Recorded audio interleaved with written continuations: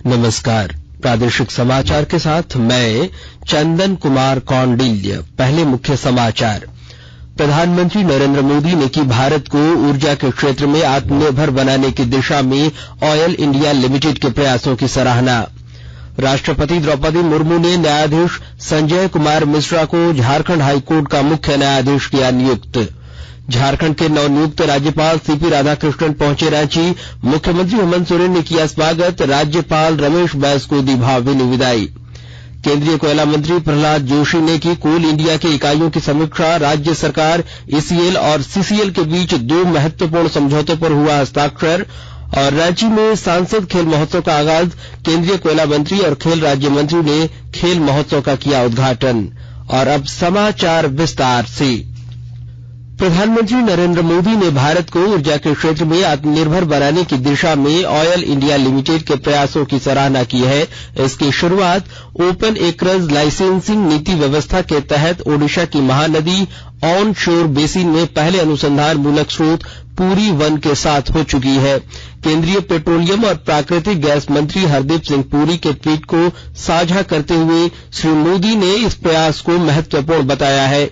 यह ऊर्जा क्षेत्र में आत्मनिर्भर बनाने की दिशा में भारत के प्रयासों को बल प्रदान करता है।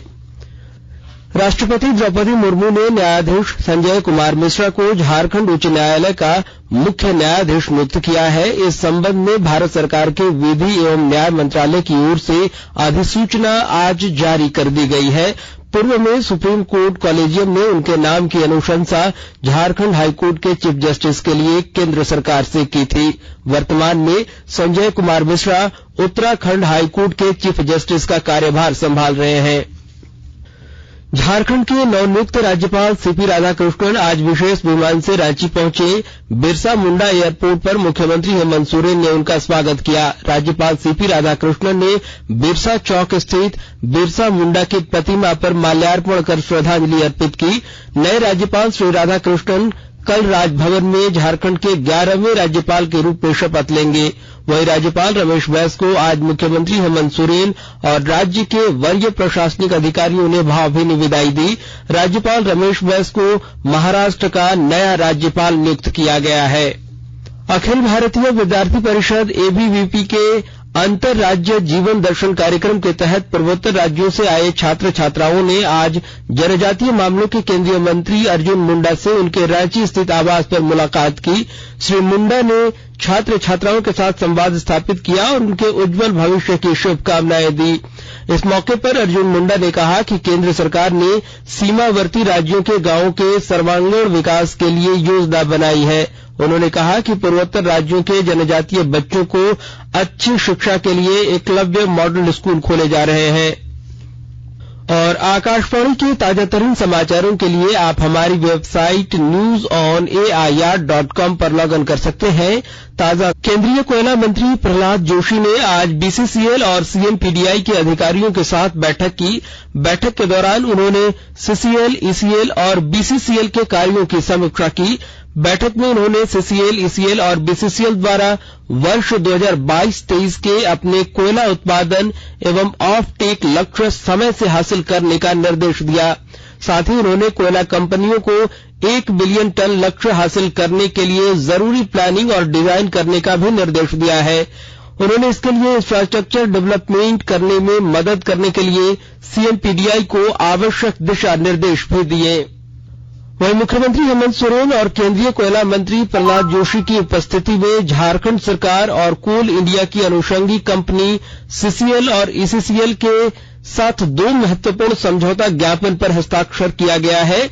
इसमें सीसीएल द्वारा किए गए समझौते के अनुसार रांची विश्वविद्यालय परिसर में सीएसआर मद से पुस्तकालय का निर्माण कराया जाएगा, जिसमें 5000 छात्र छात्राओं के बैठने की क्षमता होगी। वहीं ईसीएल की ओर से किए गए समझौते के अनुसार गोड्डा जिले के महगामा में 300 बेड वाले आधुनिक सुविधा युक्त अस्पताल का निर्माण कराया जाएगा। इधर रांची के खेलगांव में आज से 19 फरवरी तक चलने वाले सांसद खेल महोत्सव का शुभारंभ हो गया है। महोत्सव का शुभारंभ केंद्रीय कोयला मंत्री प्रहलाद जोशी और केंद्रीय खेल राज्य मंत्री निशित प्रामाणिक ने किया। महोत्सव में रांची के 3000 से अधिक खिलाड़ी शामिल हो रहे हैं। झारखंड ओलंपिक एसोसिएशन के तत्वावधान में आयोजित इस महोत्सव में 6 प्रकार के खेलों से जुड़ी प्रतिस्पर्धाएं होंगी। इसमें बैडमिंटन, एथलेटिक्स, वुशु, तीरंदाजी, योगासन और कबड्डी को शामिल किया गया है। 3 दिनों तक चलने वाले इस महोत्सव में 650 से अधिक मेडल और ट्रॉफी प्रतिभागियों को दिए जाएंगे। 3 दिवसीय महोत्सव के लिए 3087 प्रतिभागियों ने रजिस्ट्रेशन कराया है। पलामू के पांकी में महाशिवरात्रि पर तोड़ द्वार बनाने को लेकर हुए विवाद के बाद आज शांति बहाली के लिए दोनों समुदायों के लोगों के साथ जिला प्रशासन के अधिकारियों की बैठक हुई। बैठक में निर्णय लिया गया कि मस्जिद में सिर्फ 4 लोग ही जुमे का नमाज अदा करेंगे, जबकि महाशिवरात्रि के दिन सिर्फ 5 लोग ही मंदिर में पूजा करेंगे। पलामू जोनल आईजी राजकुमार लकड़ा, उपायुक्त ए दोड्डे, पुलिस अधीक्षक चंदन सिन्हा भी बैठक में मौजूद रहे। इसमें दोनों समुदायों के 5-5 लोग शामिल हुए। बुधवार को हुए हिंसा में पुलिस ने 100 नामजद समेत 1000 से अधिक अज्ञात लोगों पर मामला दर्ज किया है। साथ ही मुखिया पति समेत 13 लोगों को गिरफ्तार कर जेल भेज दिया है। और झारखंड कृषि ऋण माफी योजना के तहत सिमडेगा में ऋण माफी की प्रक्रिया शुरू कर दी गई है। और जानकारी के साथ हमारे संवाददाता। झारखंड कृषि ऋण माफी योजना के तहत सिमडेगा जिले में ऋण माफी की प्रक्रिया शुरू कर दी गई है। जिले में अब तक 5722 किसानों के 50,000 रुपए के कृषि ऋण माफ किए गए हैं। जिले में 11,031 किसानों को इस योजना का लाभ दिया जाना है। अब तक 6,162 किसानों ने आवेदन पत्र जमा किए हैं। जिला कृषि पदाधिकारी ने कहा कि इस योजना का लाभ लेने के लिए किसान प्रज्ञा केंद्र या बैंक में KYC करा ले। इसके लिए ₹1 का भुगतान करना होगा। मनोज कुमार सिन्हा, मनु, आकाशवाणी समाचार, सिमडेगा। रामगढ़ में मतदाता जागरूकता कोषांग द्वारा आज बिरहोर क्षेत्रों में मतदाताओं को वोट देने के लिए जागरूक किया गया। मौके पर पोस्टर, बैनर, फ्लेक्स आदि के माध्यम से लोगों को मतदान के महत्व, मतदान संबंधित दस्तावेजों सहित अन्य आवश्यक जानकारियां दी गई। इसके साथ ही ईवीएम और वीवीपैट के माध्यम से वोट देने के बारे में बताया गया। इधर खूंटी में समेकित कृषि प्रणाली सह किसान पाठशाला को लेकर एक समाजसेवी की शिकायत पर सीएमओ ने संज्ञान लिया है। इसके बाद दक्षिणी छोटानागपुर के कमिश्नर प्रवीण टोपो के निर्देश पर 2 सदस्यीय टीम किसान पाठशाला की जांच करने पहुंचे। इसमें संयुक्त सचिव निरंजन कुमार और संध्या कुमारी के अलावा स्थानीय बीडीओ निशा कुमारी शामिल थी।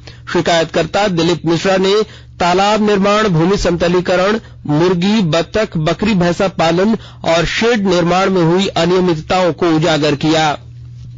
और अब संक्षिप्त खबरें। देवघर के विभिन्न क्षेत्रों में उत्पाद विभाग की ओर से अवैध शराब के खिलाफ अभियान चलाया गया। पुलिस ने छापेमारी के दौरान एक व्यक्ति को गिरफ्तार किया है। लोहरदगा में जिला कौशल विभाग की ओर से संचालित हुनर है तो कदर है योजना के अंतर्गत 44 युवतियों को चेन्नई सेलिब्रिटी फैशन लिमिटेड के लिए रवाना किया गया। उपायुक्त द्वारा हटिया स्टेशन तक बस को हरी झंडी दिखाकर रवाना किया गया। सरायकेला खरसावां जिले के नक्सल प्रभावित मतकनडीह में सीआरपीएफ द्वारा सिविक एक्शन प्रोग्राम के तहत ग्रामीणों के बीच जरूरत के सामान बांटे गए। इस मौके पर ग्रामीणों के बीच साड़ी, छाता, टीना शेड बांटे गए। वहीं किसानों को खेती-बाड़ी के उद्देश्य से फलदार वृक्षों के बीजों का भी वितरण किया गया। और कृषि उपज और पशुधन विपणन विधेयक 2022 लागू करने के विरोध में व्यापारियों की हड़ताल का आज तीसरा दिन भी जारी है। हड़ताल के कारण फुटकर दुकानों में मिलने वाले सामानों की कीमतों में वृद्धि देखी जा रही है। और अंत में मुख्य समाचार एक बार फिर। प्रधानमंत्री नरेंद्र मोदी ने की भारत को ऊर्जा के क्षेत्र में आत्मनिर्भर बनाने की दिशा में ऑयल इंडिया लिमिटेड के प्रयासों की सराहना। राष्ट्रपति द्रौपदी मुर्मू ने न्यायाधीश संजय कुमार मिश्रा को झारखंड हाईकोर्ट का मुख्य न्यायाधीश किया नियुक्त।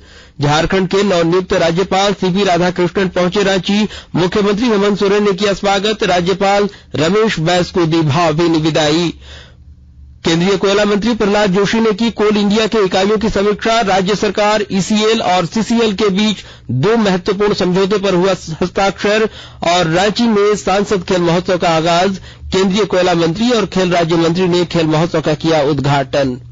इसके साथ ही आकाशवाणी रांची से प्रादेशिक समाचार का यह बुलेटिन समाप्त हुआ। नमस्कार।